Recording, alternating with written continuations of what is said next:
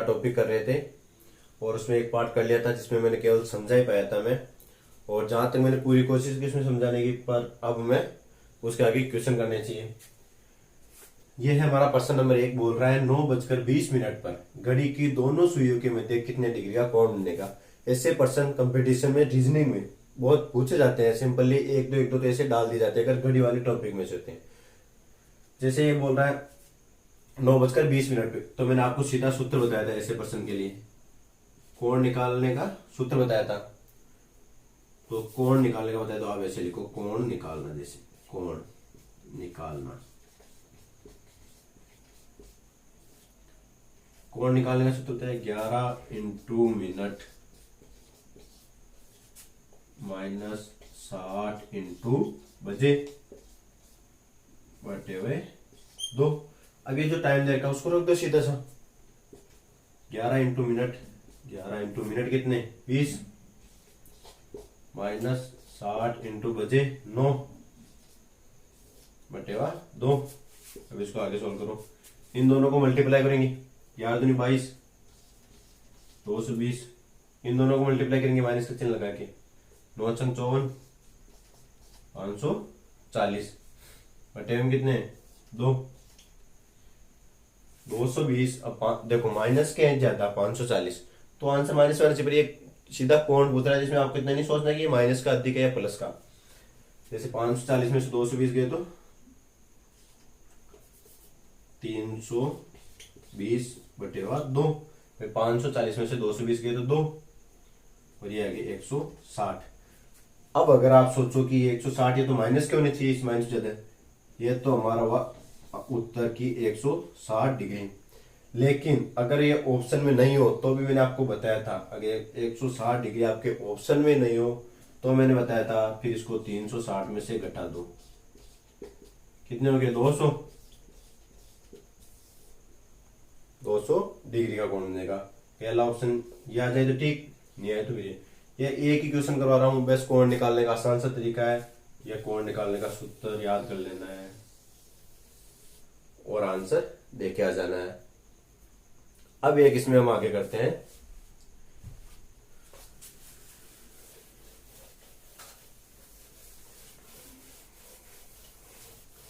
अब जो आगे कर रहे हैं वो है दर्पण प्रतिबिंब। पूछे तो नहीं जाते पर जब भी प्रश्न पूछ ले जाते हैं कई बार कि घड़ी में दर्पण प्रतिबिंब कैसे बनता है। देखो जब भी दर्पण प्रतिबिंब की बात आई तो सीधा सा याद रखना है कि दर्पण का मतलब हो गया कांच, और कांच में हमेशा जो हम सामने खड़े हैं उसका विपरीत उसमें दिखता है। हम बायां हाथ ऊपर उठाएंगे तो दायां दिखाएगा, दायां उठाएंगे तो बायां दिखाएगा। लेकिन ध्यान दो हमारे पैर और सिर, इसको तो बीच में बता रहा है, इसको तो पिक सेंटर में बताएगा, ऐसे बाएं उठाया तो इधर का बताएगा हमें, लेकिन इनको बीच में दिखा रहा है सेंटर में हमें।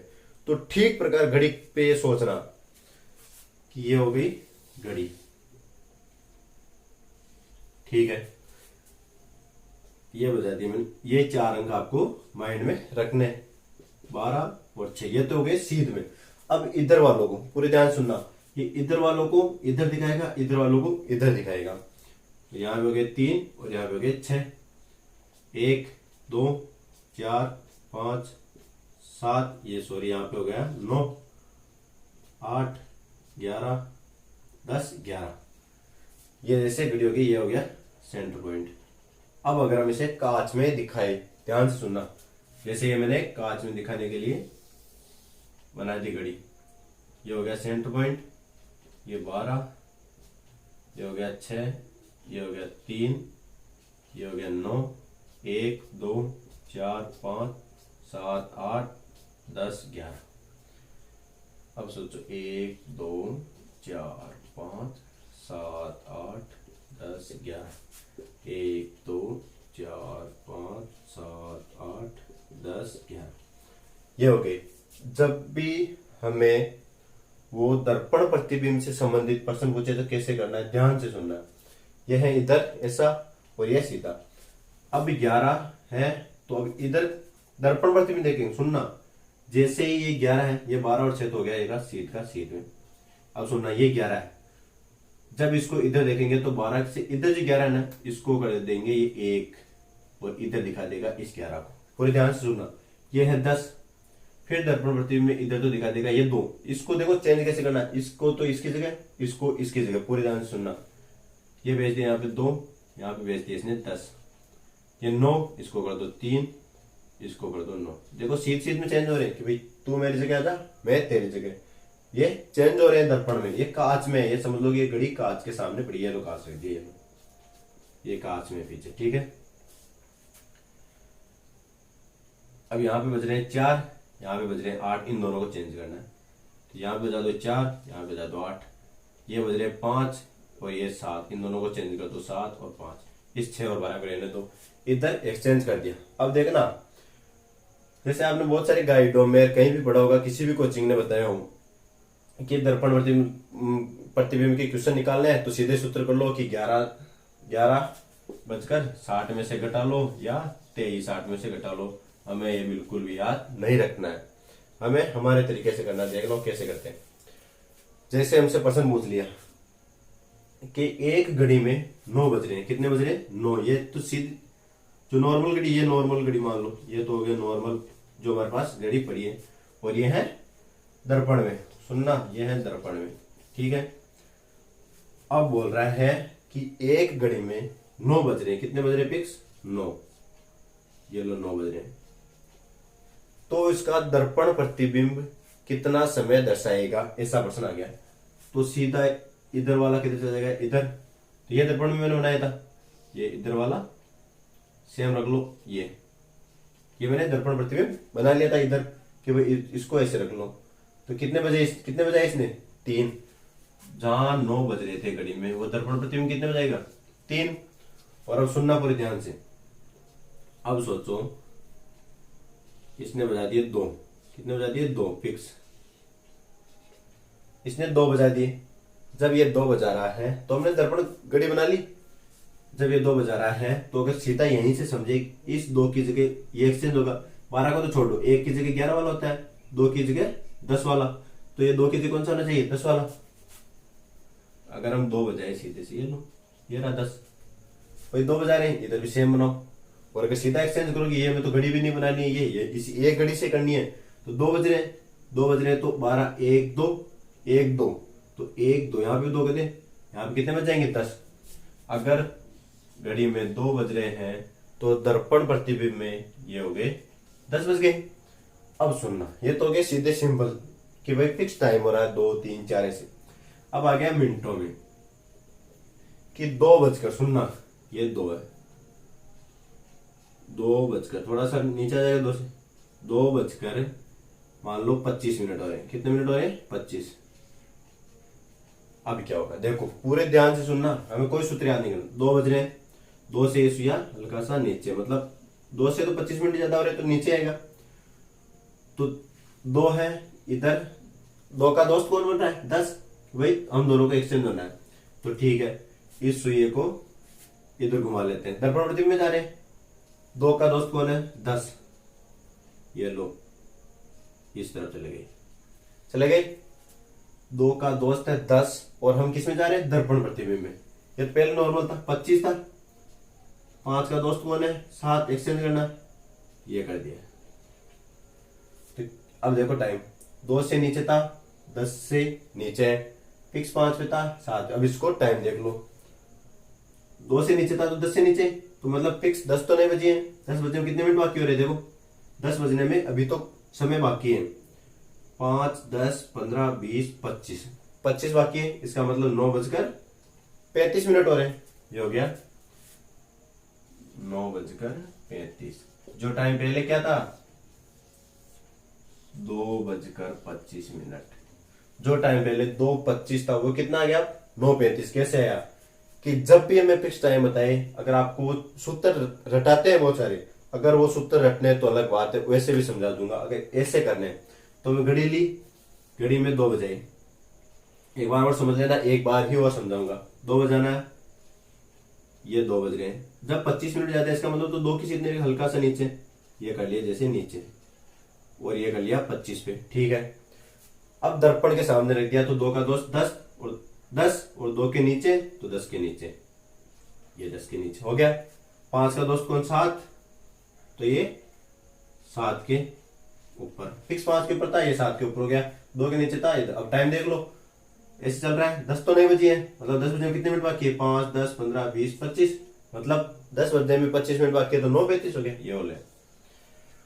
अब देखो, ये तो हो गया हमारा सीधा तरीका। और अब देखो, जैसे 11 बज रहे हैं, यहाँ पे भी कंफ्यूज करते हैं कि 11 से 1 का टाइम लोगों को। तो जैसे 11 बजकर हो रहे हैं 30 मिनट, 11 बजकर 30 मिनट बता रहा हूँ मैं, या 25 ही मान लो, 20 मान लो, है ना।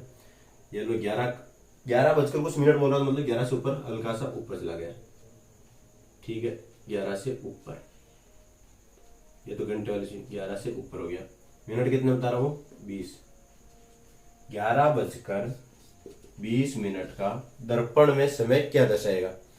जब 11 बजकर 20 मिनट हो रहे हैं, तो 11 का दोस्त कौन? 1।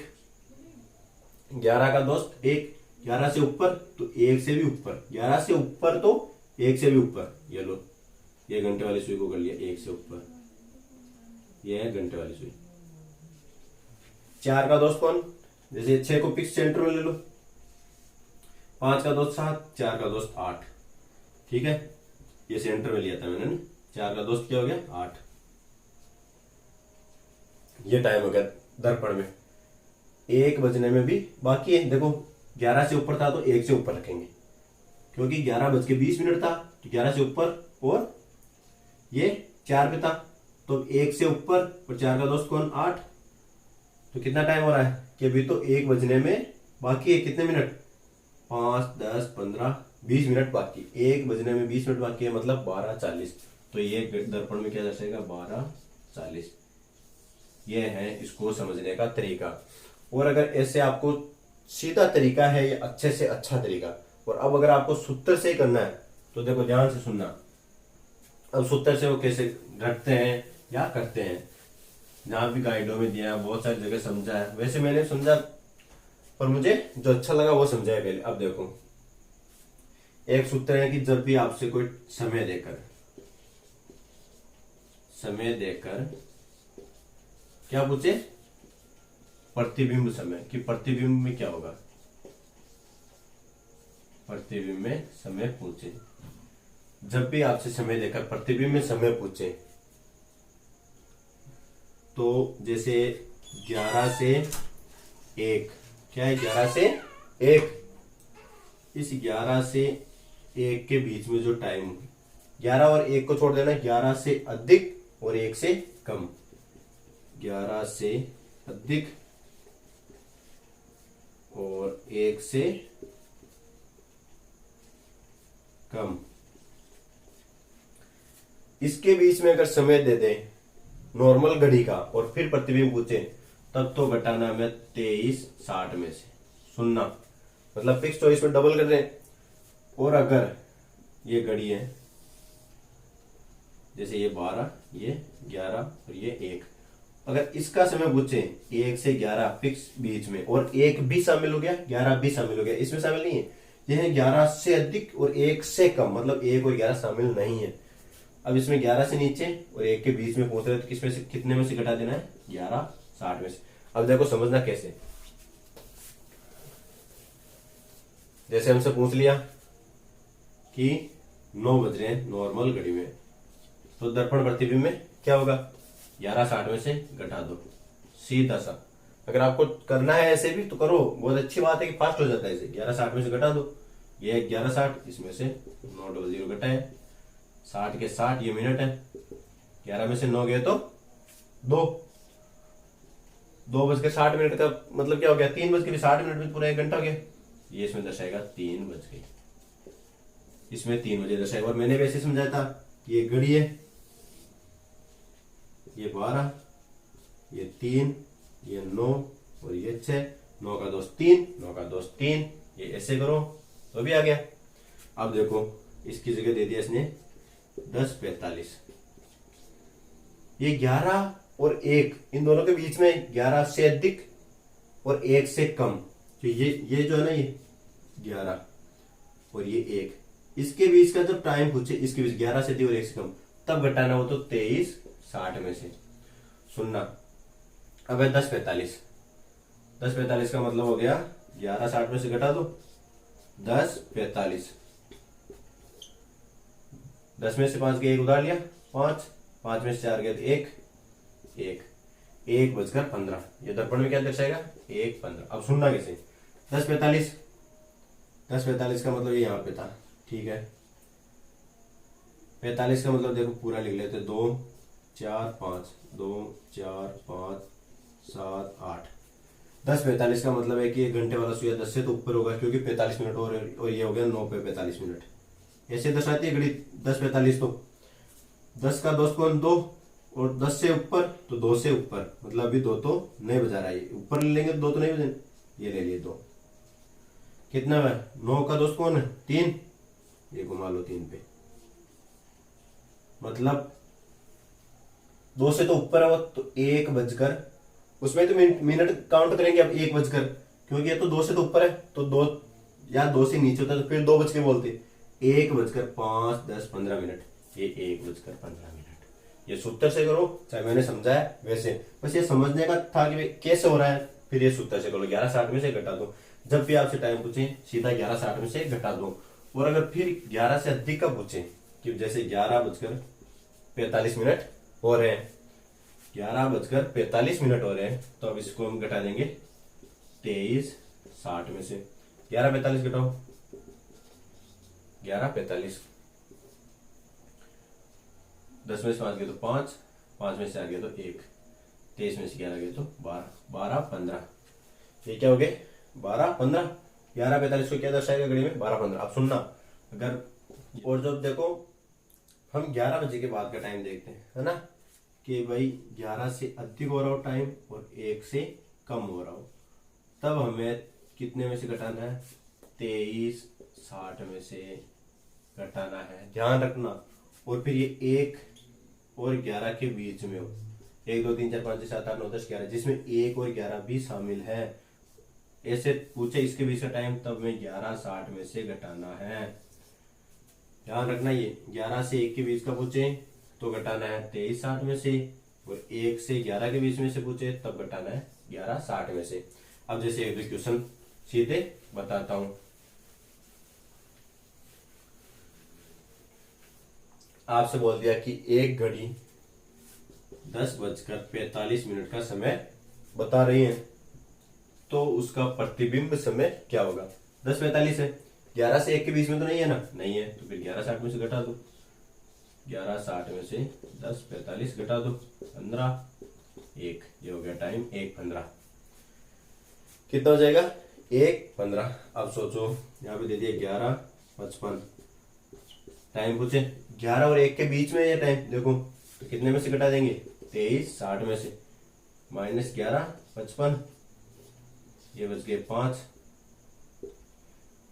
11 और 23 में से 11 गए तो 12, ये हो गए 12:05, ये हो गया इसका प्रतिबिंब समय। ये से फास्ट निकालो, बस वो जो मैंने इतनी देर बोला वो मैंने समझाया कि आखिरकार होता कैसे ये प्रतिबिंब। अगर आपको ये सूत्र याद नहीं है कि भाई कब तो 11:60 में से घटाने हैं, कब 23:60 में से घटाने हैं दर्पण प्रतिबिंब, अगर ये याद नहीं है तो जैसे मैंने समझाया था इसका दोस्त ये इधर उधर वैसे इधर उधर कर लेना, उस 12 और 6 को एक जगह स्थिर रखें।